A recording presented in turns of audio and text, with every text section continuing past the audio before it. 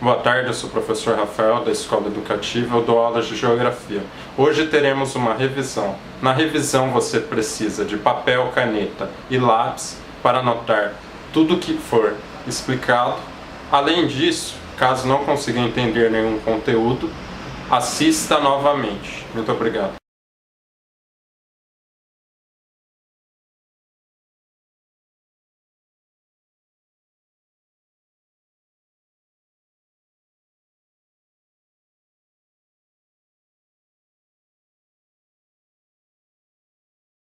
Página 115 do nosso livro didático, Aspectos Gerais do Japão. Faremos uma leitura breve, mas a coisa mais importante a ter em mente é que o Japão é um país muito pequeno. Ele é um conjunto de várias ilhas que não tem recursos minerais, nem espaço para agricultura, nem um clima tão apropriado para isso. Então o Japão ele depende muito dos países vizinhos para ter matéria-prima. Bom, vamos lá? O Japão é um país localizado no extremo oriente, a parte mais a leste da Ásia. Ele é constituído de um arquipélago no Círculo de Fogo do Oceano Pacífico, área onde há diversos encontros de placas tectônicas. Isso explica a existência de vários vulcões em atividades naquele território, bem como a frequente ocorrência de maremotos e terremotos. Continuando, com área de aproximadamente 377 mil km², o país é formado por cerca de 4.000 ilhas. As 4 maiores e mais importantes dessas ilhas correspondem a 97% do território japonês. São elas Hokkaido, Honshu, Shikoku e Kyushu. A economia japonesa é dividida em 3 etapas. A primeira etapa é uma etapa de isolamento. O Japão é uma ilha e ele conseguiu ter bastante relação com a China por algum tempo, mas essa relação não se tornou uma relação econômica duradoura. Então, do século XVII ao século XIX, o Japão estava isolado economicamente. Foi no século XIX que o Japão recebeu a ilustre visita de uma esquadra dos Estados Unidos, na qual essa ilustre visita, com alguns canhões e algumas armas e com um pouquinho de agressividade, decidiu abrir os portos japoneses. Bom, a gente pode ver na imagem que, de fato, existe uma pressão muito grande para o Japão se abrir. Quando o Japão se abre, ele começa um processo político de total efervescência, porque aquela sociedade fechada, tradicionalista, com muitas regras, ela precisava se transformar em uma sociedade moderna de consumo, que tivesse os mesmos padrões de vida, os mesmos padrões de consumo das sociedades do resto do mundo. Então, houve muita turbulência. Essa turbulência ela é retratada num desenho chamado Samurai X. Um desenho bem interessante.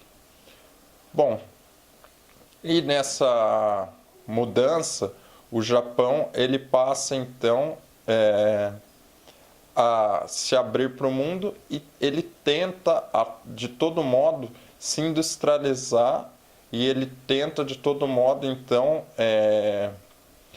buscar ser tão competitivo quanto os outros países europeus e os Estados Unidos.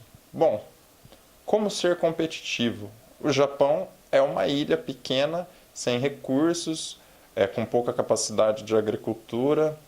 O Japão ele é muito limitado, é um território limitado em recursos naturais, Até por isso eles comem muito peixe, porque como no território eles não conseguem tantos nutrientes assim, eles vão para o mar para tentar buscar os recursos que são necessários para manter a economia do país.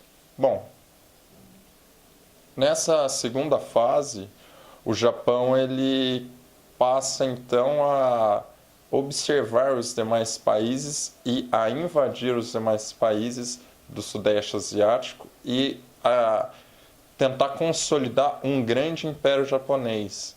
É a fase de industrialização e expansão.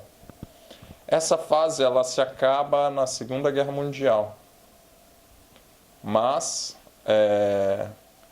os principais fatores e as principais ligações econômicas permanecem.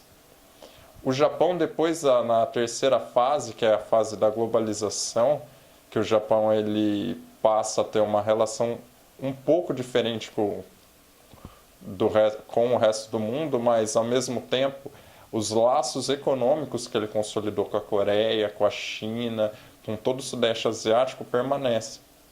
Então o Japão ele sofre uma transformação política forte, ele passa a se relacionar com o resto do mundo de maneira mais dinâmica, ele não fica tão isolado assim no Sudeste Asiático, mas as relações econômicas com o Sudeste Asiático permanecem e a estrutura econômica permanece. O Japão permanece, então, sendo um país industrializado, desde a segunda para a terceira fase, só que a terceira fase ela tem essa diferença, né? Mudou-se o regime político e o Japão ele está com mais relações com os demais países.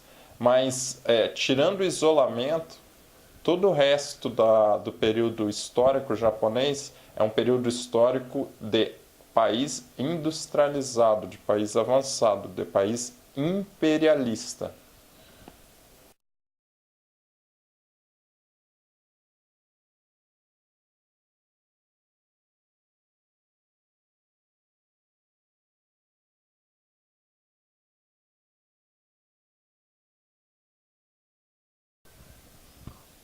Austrália e Nova Zelândia. Os fatores econômicos de ambos mostram o desenvolvimento dessas economias.